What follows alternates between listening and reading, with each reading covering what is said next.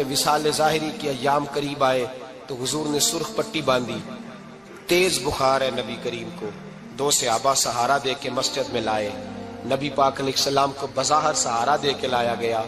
کریم رسول نے لوگوں کو جمع کیا، حضور آج کیا ہونے والا ہے، آج کیا کہا جائے گا، آج کس لیے میٹنگ بلائی ہے؟ نبی کریم کے کل صحابہ جب مسجد میں جمع ہوئے تو کھچا کھچ مسجد بھری ہے۔ وصال ظاہری سے چند یوم پہلے کی بات، نبی پاک نے فرمایا آج تمہیں کوئی جہاد کی ترغیب نہیں دینی، آج کوئی نیا پیغام نہیں دینا، آج تمہیں بتانا ہے کہ رب نے اپنے بندے کو اختیار دیا ہے، چاہے تو دنیا میں رہے، چاہے تو اس کی بارگاہ میں حاضر ہو جائے۔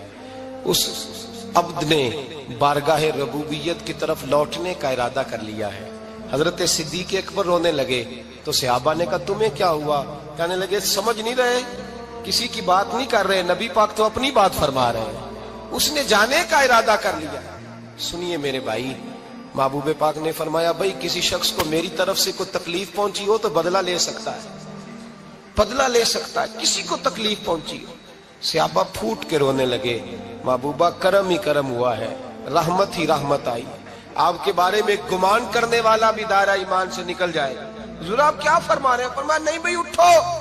پیچھے سے جناب عکاشہ بن محصن اٹھے، ہاتھ کانپتے ہیں، آگے بڑھے، کہنے لگے یا رسول اللہ، ایک جنگ کے موقع پر آپ نے درہ مارا تھا، ننگی پیٹھ پر صفیں سیدھی کراتے، بات دل میں رہ گئی ہے، میں نے بدلہ لینا ہے۔ نبی کریم نے فرمایا بلال دوڑ کے جاؤ، فاطمہ کے گھر درہ پڑا ہے، درہ لاؤ۔ سیدنا بلال حبشی کہتے میں گیا، دستک دی سیدہ طیبہ طاہرہ، حضرت فاطمہ فرمانے لگی بلال کیسے آئے ہو؟ اماں جی وہ درہ چاہیے تھا۔ سیدہ کو تشویش ہوئی، کہنے لگے بلال نہ تو جنگ پہ جانا ہے، نہ جہاد ہے، نہ کوئی ایسا موقع ہے، حضور کی تو طبیعت مبارک بظاہر بڑی علیل ہے، درہ کیا کریں گے؟ حضرت بلال عرض کرنے لگے اماں جی ایک صحابی بدلہ لینے لگے ہیں، صاحب طبقات نے جملے لکھے ہیں، کہتے ہیں بی بی صاحبہ نے درہ بھی دیا اور امام حسن حسین کو بھی باہر نکالا۔ فرمانے لگی عکاشہ سے کہنا 100 درے مارے، ان 2 شہزادوں کے جسم پر نبی پاک کے قریب نہ جائے، میں نے 2 بچے پیدا ہی اپنے محبوب پر قربان کرنے کے لیے کیے، ان کو لے جائے۔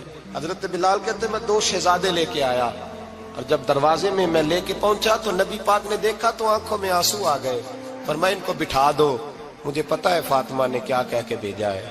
حضرت سیدنا بلال فرماتے ہیں درہ میں نے جناب عکاشہ کو دیا، حضرت عکاشہ درہ لے کے آگے جو بڑھے تو حضرت ابو بکر صدیق نے ان کے پیروں پہ ہاتھ رکھا، فرمایا عکاشہ میری طرف آ یار، مجھے مار درے، نبی پاک کے قریب نہ جا۔ مصطفیٰ کریم نے فرمایا ابو بکر تو ہٹ جا، اسے آنے دے۔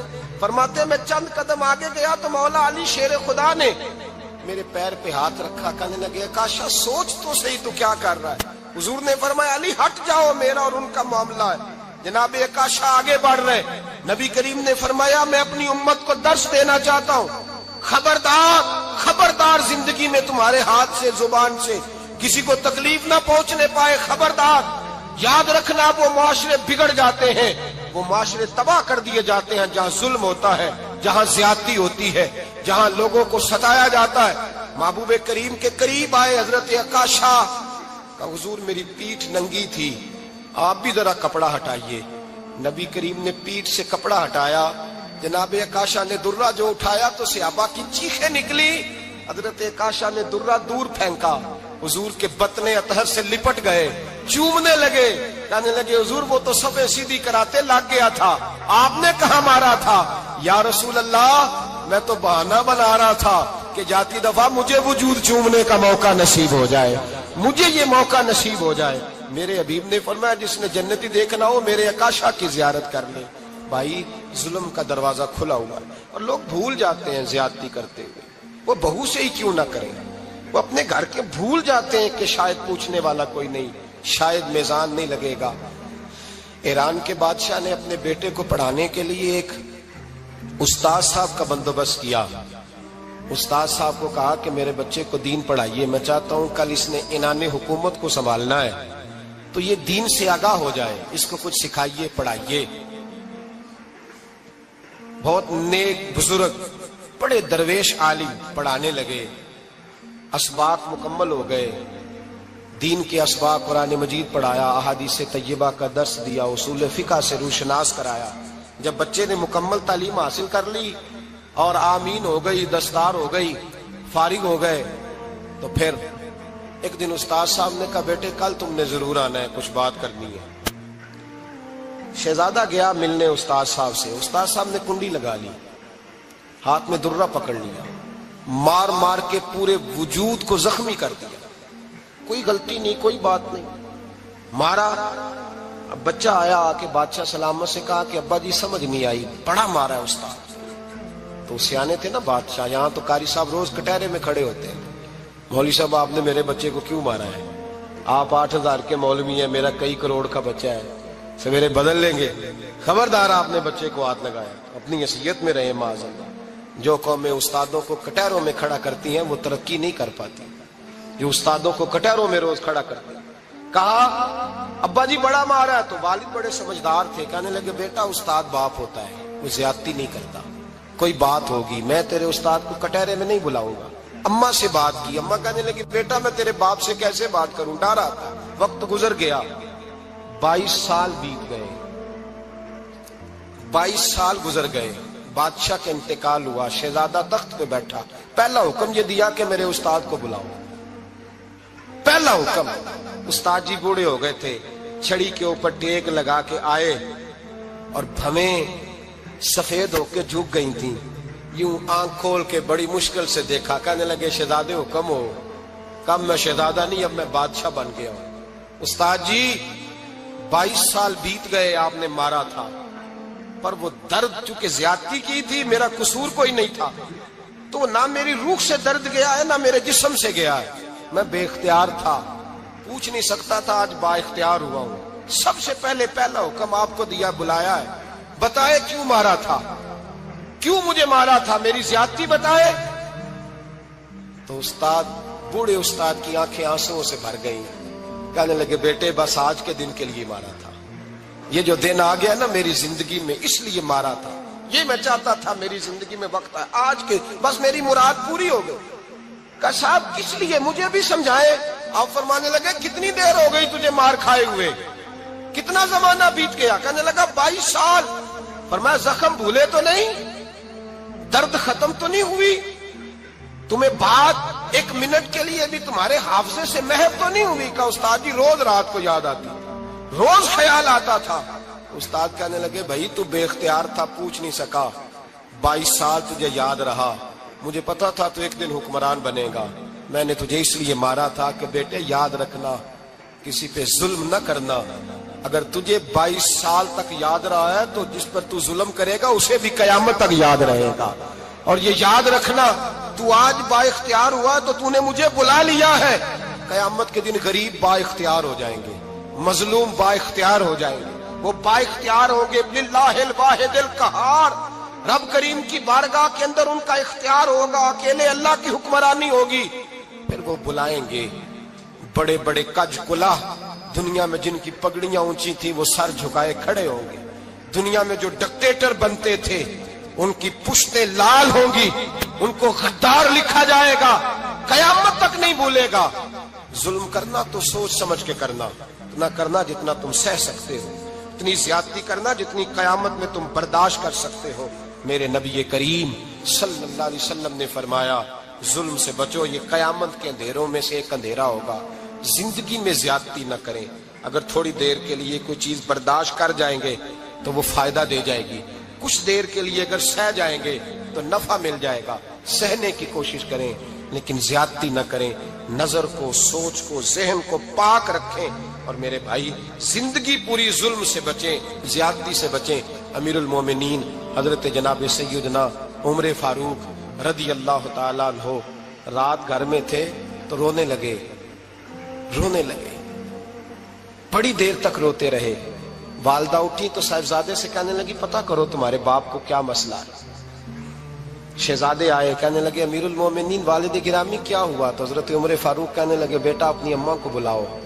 والدہ آ گئی، کیا بات ہے، کچھ طبیعت خراب ہے تو حکیم کا بندوبست کیا جائے۔ تو حضرت عمر کہنے لگے کچھ بھی نہیں، آج مسجد سے نکلا ہوں تو نبی پاک کے صحابہ میری تعریفیں کر رہے تھے۔ یہ حضرت فاروق اعظم کے وصال کے قریب کے دن ہے، تعریفیں تو حضرت یہ رونے کی بات ہے کہ خوش ہونے کی؟ آپ فرمانے لگے نہیں، سوچتا ہوں باہر تو میں اچھا رہا ہوں، پتہ نہیں گھر میں ہی کوئی زیادتی نہ ہو گئی ہو، پتہ نہیں تمہارے ساتھ بھی میرے معاملات ٹھیک تھے کہ نہیں، صحابہ تو تعریف کرتے ہیں، رو رہا ہوں تمہاری وجہ سے نہ الجھ جاؤں، بیوی ہی نہ کہے میرا حق ہی ادا نہیں کیا۔ یہ لفظ کہتے کہتے پہاڑ ہے یہ شخص، کیسر و کسرا کانپتے ہیں۔ حضرت عمر رو پڑے، بی بی سے کہنے لگے مجھے اللہ کی رضا کے لیے معاف نہیں کر دیتی؟ میرے اوپر بوجھ تھا امت کا، میں ساری رات مدینے کی گلیوں میں پھرتا تھا، دن سارا مسجد میں گزرتا تھا، میں تجھے وقت نہیں دے پایا، معاف نہیں کر دیتی؟ تو زوجہ کہنے لگی نہیں عمر، میں نے بھی زندگی میں اپنا کوئی سکھ چین نہیں دیکھا، کوئی چاؤ پورا نہیں کیا، میں کیسے معاف کر دوں؟ میں نہیں معاف کرتی۔ حضرت عمر زمین پہ بیٹھ گئے، رونے لگے، کہنے لگے چل معاف کر دے۔ کہنے لگی ایک وعدہ کرو، قیامت کے دن رب کریم کی بارگاہ میں میری سفارش کرو گے؟ اللہ کی بارگاہ میں عرض کرو گے کہ اللہ اچھی تھی، مجھے کپڑے دھو کے دیتی تھی، روٹی پکا کے دیتی تھی، میری عزت کی محافظ تھی؟ جناب عمر کہنے لگے تیرے ساتھ وعدہ ہے، رب اپنے فضل سے عمر کو جنت دے گا تو عمر تجھے جنت میں ساتھ لے کر کے جائے گا، تیرے ساتھ وعدہ ہے۔ میرے بھائی جن کے دلوں میں احساس تھا کہ ہم سے کوئی زیادتی نہ ہو جائے کسی جگہ، وہ تو یہاں تک معاملہ کرتے تھے، یہاں تک ان کا خیال رہتا تھا۔ عزیزو، ایک تو نظر میں حیا پیدا کریں، والدین کی بہت بڑی ذمہ داری ہے۔ لاکھوں بچے مرضی کی شادیاں کر رہے ہیں، ہزاروں گھر اجڑ رہے ہیں، یہ وہ والا زہر ہے جو ہر گھر میں تیزی سے پھیلتا چلا جا رہا ہے۔ پہلے ہم کہتے تھے کہ بچہ باہر نہ نکلے، اب کہتے ہیں اللہ کہیں موبائل لے کے تنہا نہ بیٹھ جائے، کہیں تنہا نہ بیٹھ جائے، کیا بنے گا اس کا اگر یہ گندگی اور یہ ایسا نشہ ہے جو اجاڑ کے رکھ دے۔ بخاری شریف میں حدیث ہے، قاضی ایاز مالکی رحمۃ اللہ علیہ نے بڑی تفصیل سے لکھی ہے، راوی حضرت انس بن مالک ہیں۔ ایک بندہ بڑی دور سے آیا نبی پاک صلی اللہ علیہ وسلم کی زیارت کے لیے، بڑی دور سے۔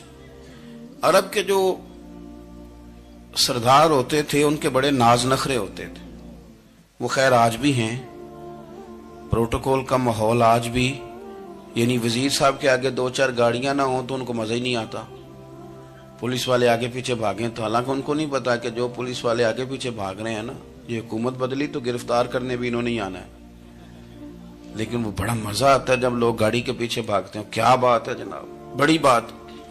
اور ہماری طبیعتوں میں پتہ نہیں کون سی، تو نبی پاک صلی اللہ علیہ وسلم کی خدمت میں وہ شخص بڑی دور سے آیا، تو عرب کے بادشاہوں کا مزاج تھا، پروٹوکول بڑا چاہتے تھے، ان کا تو یہ طریقہ تھا کہ حکمرانی کرنی ہے جیسے بھی ہو۔ اگر کسی غلام نے دھوپ میں بندھا رہ گیا، اونٹ اور چھاؤں میں نہیں باندھا تو درے مارتے تھے، اور اگر اس نے کھول کے باندھ دیا تو پھر بھی مارتے تھے، کہتے تھے اتنا سیانا ہو گیا تو انہیں پوچھا ہی نہیں، خود بخود ہی باندھ دیا۔ وہ شخص حضور کی بارگاہ میں آیا اور بہت سارے لوگوں کے پاس کیونکہ وہ جاتا تھا اپنے سربراہ کا پیغام لے کے، تو وہ کانپ رہا ہے جب حضور کی بارگاہ میں گیا، ڈر رہا ہے۔ اب ذرا بات کو سمجھنا، نبی پاک صلی اللہ علیہ وسلم نے اس سے فرمایا کیوں ڈرتے ہو؟ سادہ آدمی ہے، دیہاتی ہے، بدو ہے۔ اللہ کے رسول نے تھپ کی دی، کیوں ڈرتے ہو؟ تو کہتے حضور مجھے آداب نہیں آتے اور مجھے ڈر آتا ہے، کوئی بات اگر ایسی ہو گئی، آپ مدینے کی حکومت کے سربراہ ہیں تو کہیں آپ ناراض نہ ہو جائیں۔ حضرت انس بن مالک فرماتے ہیں بات کہاں کی تھی، پہنچ کہاں گئی؟ جب اس نے یہ کہا نا کہ آپ تو حکومت کے سربراہ ہیں، کہیں کوئی غلطی نہ مجھ سے ہو جائے، تو نبی پاک کی آنکھوں میں آنسو آ گئے، حضور رونے لگے، اور نبی پاک صلی اللہ علیہ وسلم فرمانے لگے نہ بھائی، تو کسی حکومت کے سربراہ کے پاس نہیں آیا، نہ تو اس بیٹے کے پاس آیا ہے جس کی ماں گوشت کے خشک ٹکڑے کھا کے بھی گزارا کر لیتی۔ میں تو ایک غریب ماں کا بیٹا ہوں۔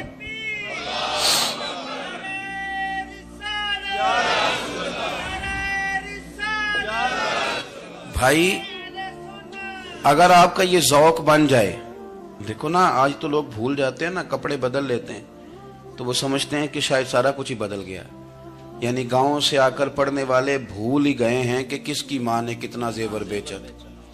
لوگ بھول جاتے ہیں چیزوں کو، اپنے ماضی کو یاد رکھیں، آپ لوگوں کے ساتھ پیار کریں، آپ لوگوں کو موقع دیں، آپ تھوڑی سی اور کوشش کریں اس شخص تک جانے کی جو آپ کو مایوس نظر آ رہا ہے، پریشان نظر آ رہا ہے۔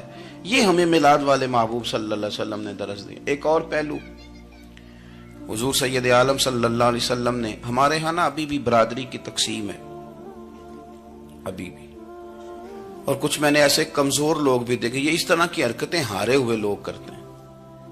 ہارے ہوئے لوگ جو اپنے آپ کو سمجھتے ہیں کہ میں کوئی بڑا آدمی ہوں. بڑا آدمی تو اپنے اخلاق سے ہوتا ہے, اپنے کردار سے ہوتا ہے, اپنی سخاوت سے ہوتا ہے, لوگوں سے پیار کرنے سے ہوتا ہے. باقی یہ کہ بیٹھ کے کہانی سنانا کہ میں بڑا کچھ کرتا ہوں, تو جو کچھ کرتا ہوتا ہے اسے سنانے کی کوئی ضرورت ہے. ایک اور بہت سارے لوگ آپ تعزیت کرنے جائیں نا والد کے انتقال کے بعد, تو ان بیچاروں کو بتانا پڑتا ہے کہ ابا جی میرے بغیر دوائی نہیں کھاتے تھے. تو میں کہتا ہوں اگر تیرے بغیر نہیں کھاتے تھے پھر بتانے کی ضرورت نہیں, پھر تو سارے گاؤں کو پتا ہوگا کہ تیرے بغیر نہیں کھاتے تھے. اور اگر کوئی دال میں کالا ہے تو پھر تیری وضاحت کوئی بندہ قبول نہیں کرے گا. تو آپ کو بتانا کیوں پڑ رہا ہے, اور آپ بار بار اس بات کا ذکر کیوں کر رہے ہیں کہ ہم بہت بڑے قبیلے کے ہیں؟ صاحب اگر آپ بڑے قبیلے کے ہیں تو پتا ہوگا سارے علاقے کو آپ کتنا لوگوں کا خیال کرتے ہیں, آپ کس قدر محبت کرتے ہیں, آپ کا انداز کریمانہ کس طرح کا. پھر آپ کو بتانے کی کوئی ضرورت نہیں ہوتی, پھر خود بخود خبر ہوتی. حضرت سیدنا ابو ذر غفاری رضی اللہ تعالیٰ عنہ, قبیلہ بنو غفار ایک بڑی شاخ تھی قبیلوں میں سے. جو لوگ اس زمانے میں مالدار قبیلوں سے تعلق رکھتے تھے ان میں سے ایک بڑا نام تھا. ساری زندگی چودراہٹ کی, لیکن میلاد ایک انقلاب کا نام ہے. میں میلاد منانے والے دوستوں سے گزارش کرتا ہوں کہ آپ ہر سال میلاد منائیں, اور ہر سال میلاد کے بعد آپ تھوڑے بدل بھی جائیں, یعنی تھوڑے سے بدل جائیں. کچھ لوگ کہیں یار یہ داڑھی میں نے نا 12 ربیع الاول والے دن رکھی تھی, یہ میری میلاد والی داڑھی ہے. اور داڑھی رکھیں بھی نبی پاک کی مرضی کی. کس کی مرضی کی؟ نہ ناراض ہو جائے جی میں ٹور چلا بس. کس مرضی کی جی؟ اپنی مرضی کے نہیں. داڑھی کا وزن کو نہیں ہوتا کہ پوری مٹھی رکھیں گے تو آپ کو کوئی دقت ہوگی, کوئی وزن نہیں. پوری رکھیں, جو حضور کا طریقہ مبارکہ ہے جو ہمیں ملتا ہے اس پر آپ توجہ فرمائیں. تو میں جو بات عرض کرنے جا رہا ہوں وہ میلاد انقلاب ہے. حضور سید عالم صلی اللہ علیہ وسلم کی بارگاہ میں آنے سے پہلے لوگ کچھ اور ہوتے تھے, اور یہاں سے ہو کے جاتے تھے تو پھر ان میں تبدیلی آتی تھی. میں سارا دن کرامتیں سناؤں نا کسی کو اپنے پیر صاحب کی, اور اپنے گھر میں بھی کہ میرے حضرت بڑے, میرے استاد بڑے, لیکن بیوی کے ساتھ اگر میں ترش لہجے میں بات کروں گا تو وہ کہے گی یہ سکھاندے نے تینوں پیر صاحب. دوست کہیں گے یہ سکھاتے ہیں آپ. تو آپ کی کہانیاں نہیں چلتی, آپ کا کردار چلتا ہے. حضرت ابو ذر غفاری رضی اللہ تعالیٰ عنہ فرماتے ہیں چونکہ میں چودھری تھا, سیدنا بلال حبشی رضی اللہ تعالیٰ عنہ کے پاس میں بیٹھا تھا. کسی بات میں بات آگے بڑھی اور بڑھتے بڑھتے بات شکرنجی تک چلی گئی. رائے کے اختلاف نے باتوں میں تلخی پیدا کر دی, اور جب تھوڑے لفظ اور تیز ہوئے تو میں نے انہیں کہہ دیا چپ کر, تو ابشن کا بیٹا ہے. کس کے بیٹے تھے حضرت بلال؟ کہتے ہیں جب انہوں نے مجھے کہا تو میرا دل بڑا ٹوٹا, لیکن میں نے ارادہ کیا کہ میں نے حضور کی بارگاہ میں نہیں عرض کرنی. اب ہر بات کی ہم حضور کی بارگاہ میں شکایت کریں. لیکن میں جا کے مسجد میں بیٹھا, اور جب سرکار آئے نا, ارادہ نہیں تھا کہ عرض کروں گا, لیکن حضور کا چہرہ دیکھا تو دکھ میرا خود ہی تازہ ہو گیا. رونے کا بھی تو تب ہی مزہ آتا ہے نا کوئی اپنا ملے تو. فرماتے ہیں کہ میرے آنسو نہ بغیر اختیار کے چھلک پڑے, اور میں کھل کے روئے, کھل کے. قربان جاؤں محبوب کے بھی حضور نے پاس نہیں بلایا, بلکہ نبی پاک اٹھ کے خود میرے پاس آئے اور مجھے کندھوں سے پکڑ کے سینے سے لگایا. اور جب میں کھل کے رو لیا تو حضور میرے آنسو پوچھنے لگے. کچھ شعر ایسے ہوتے ہیں جو کسی نے کہے ہوتے ہیں, اور کہنے والا جو ہوتا ہے وہ صاحب حال ہوتا ہے, تو اس میں کچھ خوبصورتی زیادہ ہی ہو جاتی ہے. ایک پنجابی کے شاعر ہمارے گجرات میں گزرے, بزرگ تھے, ان کا ایک شعر ہے, وہ کہتے ہیں ایک واری میری آنکھیاں چوں اونا نے اتھرو پونجے سن. ایک واری میری آنکھیاں چوں اونا نے اتھرو پونجے سن, ہن تے چسکا پہ گیا رونے دا. ایک واری میری آنکھیاں چوں اونا نے اتھرو پونجے سن, ہن تے چسکا پہ گیا رونے دا, تے ہر ویلے آہو زاری دا. تو میں روز رونے لگا ہوں, مزہ ہی بڑا آیا ہے جب سے محبوب نے چپ کرانا شروع کیا میرے عزیز. اور پھر حضرت بلال حبشی رضی اللہ تعالیٰ عنہ چونکہ حضور کے غلام تھے, اور انہیں پتا تھا کہ سرکار میری ناز برداری کرتے ہیں, حضور نے چپ کرایا. فرمایا کیوں روتے ہو؟ تو عرض کرنے لگے یا رسول اللہ صلی اللہ علیہ وسلم, اگر میں ابشن کا بیٹا ہوں تو میری تو غلطی کوئی نہیں نا, یہ تو تقسیم اللہ کی ہے نا. الذی خلقک فسواک فعدلک فی ای صورت ما شاء رکبک جس طرح وہ چاہتا ہے، جس کو چاہتا ہے اس طرح کی اس کی صورت بنا دیتا ہے. تو مجھے ابشن کا بیٹا کہا جاتا ہے، میری غلطی کیا ہے؟ حضرت بلال نے بھی نہیں بتایا کس نے کہا. لیکن نبی پاک صلی اللہ علیہ وسلم نے کیا فرمایا؟ امام یوسف صالحی نے لکھا ہے، ذرا غور کرنا بات پر. تسلیاں لوگ اور رنگ میں بھی دیتے ہیں، پر یہ تسلی بڑی انوکھی ہے. حضور فرمانے لگے، بلال اگر تو ابشن کا بیٹا ہے تو پریشان کیوں ہوتا ہے؟ کالے رنگ والی ماں کا بیٹا ہے تو پریشان کیوں ہوتا ہے اگر تیری والدہ کا رنگ کالا ہے تو؟ عرض کی، حضور آپ کیا فرمانا چاہتے ہیں؟ تو سرکار فرمانے لگے، میں دو ماؤں کا بیٹا ہوں. ایک جناب آمنہ جنہوں نے مجھے پیدا کیا، اور ایک حضرت ام ایمن جنہوں نے میری پرورش کی، مجھے بڑا کیا. حضور فرمانے لگے، میری ماں آمنہ کا رنگ گورا تھا اور میری ماں ام ایمن کا رنگ کالا ہے. تو فرمایا، اگر تجھے کسی نے کالے رنگ والی ماں کا بیٹا کہا تو اسے کہہ دینا مدینے والی محبوب کے بھی تو ایک والدہ کا رنگ کالا ہے، تو کہہ دینا. حضرت بلال کہتے ہیں کہ وہ اس طرح کی تسلی تھی، طفل تسلیاں نہیں جس طرح کی ہمیں دی جاتی.